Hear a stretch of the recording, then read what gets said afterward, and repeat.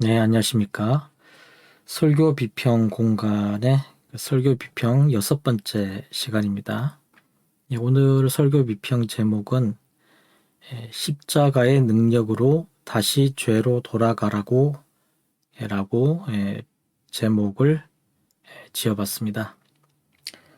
이번 설교 비평의 설교자는요, 수원 하나교회 심우하시는 고성준 목사님이시고, 설교의 제목은 십자가가 드러내는 것들 세 번째 연약함이라는 제목입니다. 본문은 마가복음 14장 43절에서 52절 말씀이고요. 설교 일시는 2021년 1월 8일입니다.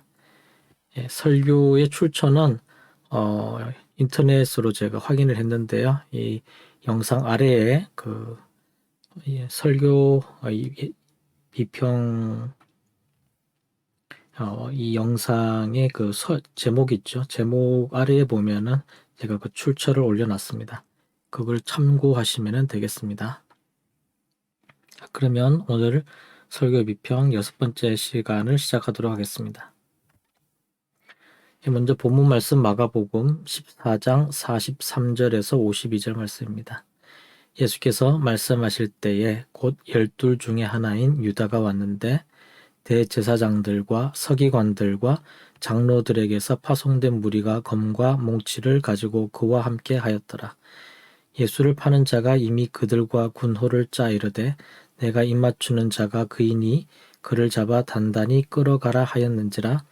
이에 와서 곧 예수께 나와 라피어 하고 입을 맞추니 그들이 예수께 손을 대어 잡거늘 곁에 서 있는 자 중에 한 사람이 칼을 빼어 대제사장의 종을 쳐 그 귀를 떨어뜨리니라. 예수께서 무리에게 말씀하여 이르시되 너희가 강도를 잡는 것 같이 검과 몽치를 가지고 나를 잡으러 나왔느냐? 내가 날마다 너희와 함께 성전에 있으면서 가르쳤을 때 너희가 나를 잡지 아니하였도다. 그러나 이는 성경을 이루려 함이니라 하시더라. 제자들이 다 예수를 버리고 도망하니라. 한 청년이 벗은 몸에 배 호디부를 두르고 예수를 따라가다가 무리에게 잡힘에 배 호디부를 버리고 벗은 몸으로 도망하니라.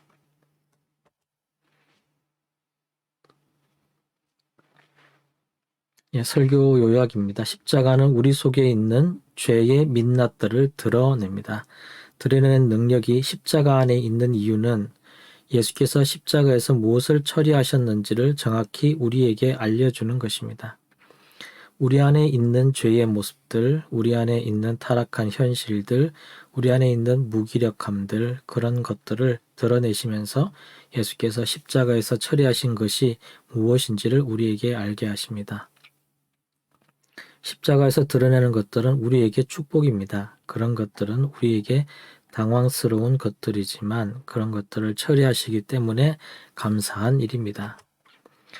예수가 잡히시던 때에 두 부류의 사람들이 있는데 잡으러 온 사람들과 제자들이 있었습니다. 그런데 예수를 잡으러 온 자들과 지키려던 제자들도 모두 십자가 앞에서 죄와 연약함 같은 부정적인 모습들이 드러났습니다. 이것이 타락한 인간의 현실입니다. 비록 우리가 예수 편에 선다고 할지라도 여전히 우리 안에는 죄와 추악함들이 있다는 것입니다. 물론 우리가 예수 편에 서 있으면 의로운 존재가 된다고 생각합니다. 신분상으로는 의롭게 여겨주시는 인정을 받게 되지만 의로움의 옷은 입혀주시지만 완전히 의로움이 완성되는 것은 아닙니다. 우리 안에 있는 죄가 다 해결된 것이 아니라는 것입니다. 우리의 신분이 의롭게 되는 것은 한 번에 이루어집니다. 칭의라고 합니다. 그렇지만 우리 안에 있는 죄의 현실들이 의로워지는 것은 오랜 시간이 걸리고 죽는 날까지 끝나지 않습니다. 그래서 십자가를 대하면 그때마다 죄와 어두움들이 올라오게 됩니다. 성경에서 말하는 죄는 히브리어로 하타라는 말인데 그것은 표적에서 벗어나다, 기준에 미치지 못하다라는 뜻입니다. 그래서 연약함이 곧 죄입니다. 십자가 앞에 서면 이런 연약함과 폭력과 위선이 다 드러납니다. 십자가가 드러낸다고 하는 것은 그 죄의 사슬로부터 우리를 해방시키신다는 것을 말합니다. 그래서 피하려 하지 말고 그것을 대면해야 합니다. 죄에 의한 결과 중에 하나는 삶의 통제권을 잃어버리는 것입니다. 예수 믿는 자들은 삶의 통제권을 회복할 수 있습니다. 예수께서 이 땅에 오셔서 하신 일들은 우리의 죄를 사하시고 우리의 연약한 것들을 친히 담당하시기 위해서 오셨습니다. 어디에서? 십자가에서. 십자가에서 우리의 연약함과 우리의 질병을 친히 짊어지시는 겁니다. 이게 바로 십자가입니다. 도망가는 것은 해답이 아닙니다. 오히려 그것들을 들고 십자가 앞으로 나가셔야 합니다. 십자가가 우리의 죄와 연약함을 모두 처리했다는 것은 우리의 삶을 통제할 수 있는 존재가 되었다는 것을 말합니다. 십자가에서 우리의 모든 연약함과 죄가 해방을 얻을 수 있다는 믿음을 가지고 그 모든 것들을 가지고 십자가 앞으로 나아가야 합니다. 그러면 예수께서 십자가의 능력으로 그 모든 연약함들을 회복시켜 주실 것입니다. 설교 비평입니다. 기독교의 구원론에서 너무나 큰 비중을 차지하는 것은 바로 죄에 대한 이해입니다. 성경 전체를 관통하며 보여주는 것이 바로 이 인간의 죄에 대한 문제를 강력하게 지적하고 있습니다. 또한 구원도 결국은 그 죄를 어떻게 해결하느냐와 연결되어 있습니다. 이런 점에서 기독교의 설교는 죄에 대한 개념과 문제점 그리고 그것을 어떻게 해결하느냐 이것이 아주 큰 비중을 차지할 수밖에 없습니다. 본 설교는 이 죄로 인한 현상에 대한 문제점을 지적하고 그것을 어떻게 해결받아야 하는지에 대해서 전하고 있습니다. 설교자는 죄를 연약함으로 규정하고 있습니다. 그렇기에 십자가 앞에서 우리의 죄인 연약함이 드러나게 되고 십자가의 능력으로 죄인 연약함이 고쳐진다고 선포합니다. 이러한 죄에 대한 이해는 전통적인 기독교의 죄에 대한 개념에서 크게 벗어나지 않습니다. 설교자는 기본적인 죄에 대한 개념과 현상을 정밀하게 잘 분석하고 정리하여 성도들에게 잘 전달하였습니다. 그러나 필자는 본 설교의 후반부의 핵심적인 내용에 대해서는 설교자의 주장에 동의할 수 없습니다. 설교자는 본 설교의 후반부에서 인간은 연약함 때문에 자신의 삶의 통제권을 상실했다고 규정합니다. 창세기 1장 28절 말씀을 근거로 해서 본래의 인간은 땅과 하늘의 모든 존재를 다스리는 위대한 존재로 만드셨다고 합니다. 그러면서 인간은 죄로 인하여 그 연약함으로 인하여 인간 자신의 삶의 통제권조차도 상실해 버렸다고 단정합니다. 그렇기에 인간은 이 삶의 통제권을 회복해야 하고 그것은 십자가에서 드러난 연약함들이 회복되면서 삶의 통제권을 다시 회복된다고 선포합니다. 여기서의 문제의 핵심은 자기 삶의 통제권에 있습니다. 설교자는 인간의 연약함으로 인해 자기 삶의 통제권을 잃어버렸고 이것을 회복해야 된다고 선포하는데요. 자기의 삶의 통제권을 가지는 것이 과연 올바른 구원이라고 할 수 있을까요? 혹자는 이렇게 반문할 수도 있습니다. 자신의 삶의 통제권을 가지는 것이 당연한 것인데 뭐가 문제란 말인가? 이렇게 물을 수 있습니다. 여기서 자기 삶의 통제권을 가진다는 말은 자신의 자아를 강화시킨다는 의미입니다. 자신의 생각을 현실 안에서 자신의 의지와 능력으로 실현하는 것이지요. 설교자도 자기가 하고 싶은 대로 할 수 있도록 삶의 통제권을 회복해야 한다고 주장합니다. 아무런 문제가 없는 듯 보이지요? 그러나 기독교 신앙에서는 자신의 삶의 통제권을 강화시키는 것을 아주 큰 문제로 봅니다.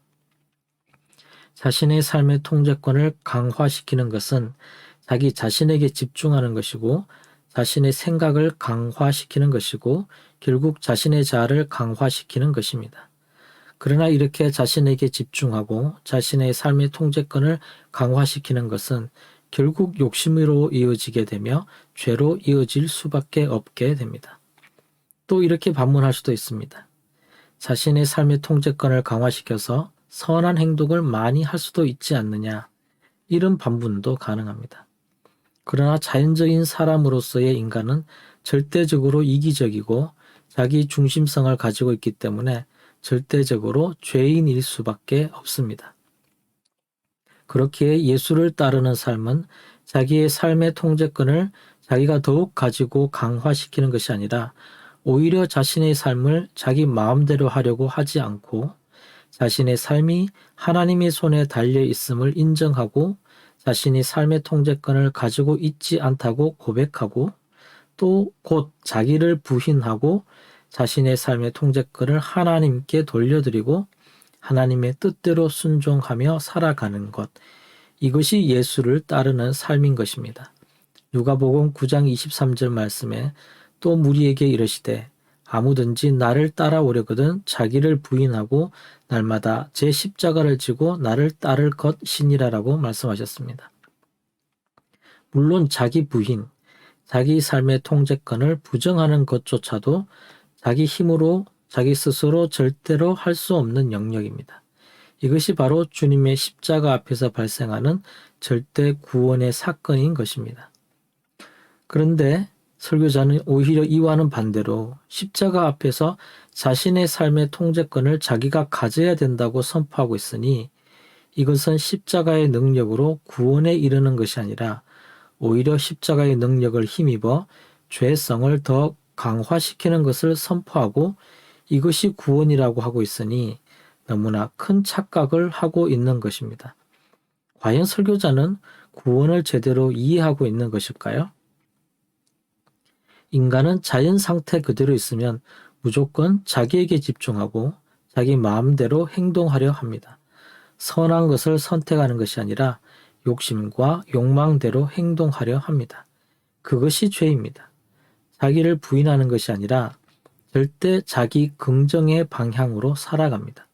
그것으로부터 자유로운 사람은 없습니다. 자기의 본능 안에서 자신의 삶의 통제권을 강화시키려는 인간이 절대 선과 절대 능력이 십자가 앞에 설 때, 바로 그때 모든 인간의 죄성과 연약함들은 모두 다 드러나게 되고 그렇게 높게 탄탄하게 쌓아놓은 자기 삶의 통제권도 한순간에 다 무너져 내리게 됩니다. 자신의 삶의 주인이 자신이 아니라 하나님이라는 것을 깨닫게 되는 것이지요. 이것이 자기 부인이고 구원의 입구인 것입니다. 본 설교의 설교자는 성도들에게 구원을 선포하고 있는 것이 아니라 반대로 죄성의 강화를 선포하고 있는 것입니다.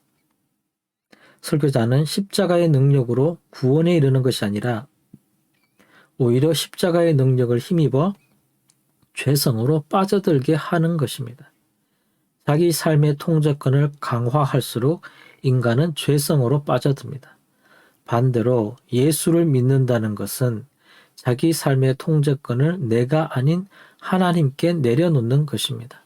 그렇게 할 때 하나님의 은혜는 자신을 죄와 연약함으로부터 자유케 할 것입니다. 신앙인은 끊임없이 자신에게 물어야 합니다. 삶의 통제권을 내가 쥐고 있느냐 아니면 주님께 내려놓았느냐라고 말입니다. 이상으로 고승준 목사님의 설교에 대한 설교 비평이었습니다. 궁금한 점이 있으시면 댓글로 달아주시고요. 다음에 더 좋은 설교 비평으로 찾아뵙도록 하겠습니다. 감사합니다.